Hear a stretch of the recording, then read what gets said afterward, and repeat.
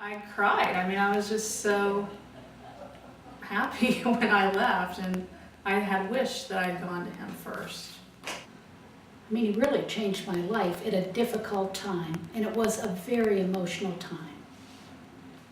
Okay, so when I went home the first night that I found out that I was going to lose my hair, I decided that I wanted to have hair or a wig that looked just like my own hair, because I did not want to lose my identity. I wanted to look in the mirror and see myself, and I wanted that for my children and for my husband as well. I wasn't going to trust my hairstylist. I mean, how many times have you left and thought, well, she cut it wrong, she cut it too short, but it'll grow back, you know. So I found 2 or 3 places that specialized or said they specialize with cancer patients. And the first shop I went to, I did find a wig. I was trying to help her out with, you know, how I wanted it to look just like my hair. And she sort of lost patience with me. She didn't really cut it the way that I wanted it cut. And she said, well, when you go home, you just need to mess with your wig and you'll get it to look the way you want it to look. You just need to tweak it. You need to pull on it and brush it and comb it, and eventually your wig will look the way you want it to look. Well, as a cancer patient, that's not acceptable for me. I mean, I'm tired, I'm going through chemotherapy, I'm sick. I don't want to mess with my wig. I don't have the strength. So that was not a good experience. And shortly after that, I met Bill from Oncolotech Wigs. And I can tell you, from the moment I met him, I knew he was the right choice. He's very patient, he's caring, and he has a passion for helping cancer patients. You can tell when you talk to him that this is something that he's very passionate about. I can remember when the doctor said, you have cancer. We don't have cancer. We didn't have cancer in our family. And, you know, right away you think it's this death sentence. I mean, I was scared to death.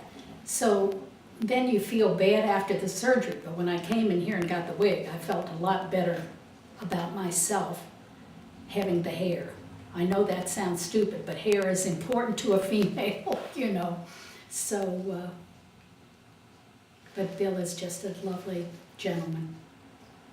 The place I'd gone, you're in this big room and there's all these women and everybody's trying on wigs, but this was a very personal experience, that you're not just sitting out there with everyone. So I like that. But the thing that I really like, Bill is such a kind, caring person that you feel you've made a friend when you come here. And I mean, he's really interested in helping people feel better.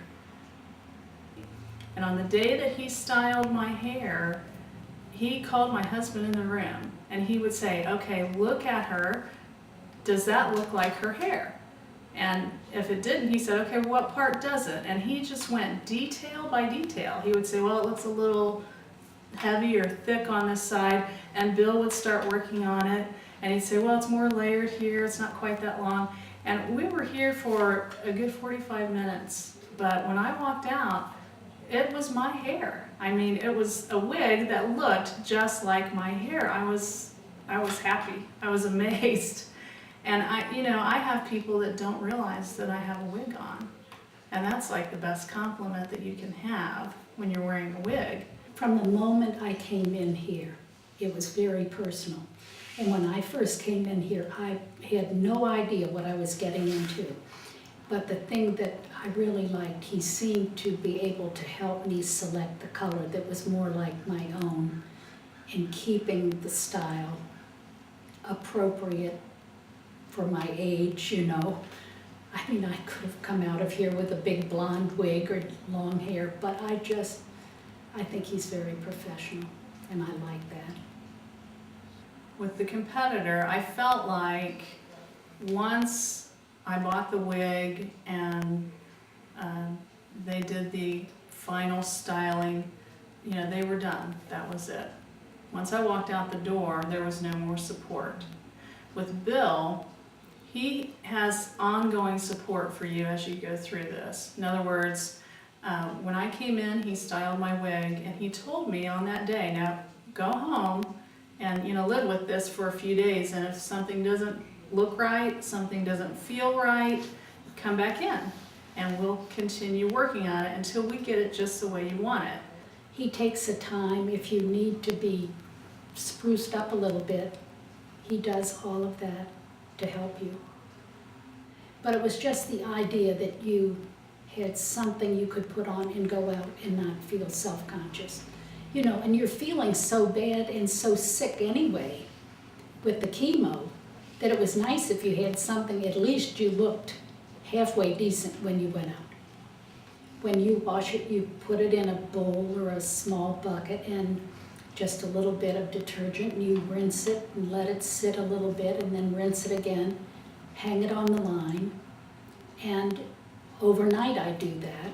The next day it's ready to put on again. So the maintenance is so easy, and the wig comes right back the way it was. I mean, when you don't feel well, you want to be able to just put the wig on and it looks good. So that's exactly what you get with Bill. He sets it in such a way that it doesn't lose the style. So he offers a great service. I mean, he's just not like a one-stop thing where you go in, you get your wig, and you're gone and forgotten about. He develops a relationship with you, and it's a relationship of trust where you know that you can come in and he's going to continue to service you at your wig and make it look the way you want it to look, so that you do feel like yourself. Yes, I did shop around, and that's your instinct, is you want to research all the places. You want to get online, you want to read everything and make a decision. But I'm here to tell you, don't do that. In this situation, do not shop around, because the best place is Oncolotac Wig. And Bill is the only person who has a heart for this, and it shows through in the way that he treats you and the service he gives you. So don't waste your time shopping around. When the time comes, just pick up the phone and call Bill at Oncolotac Wig.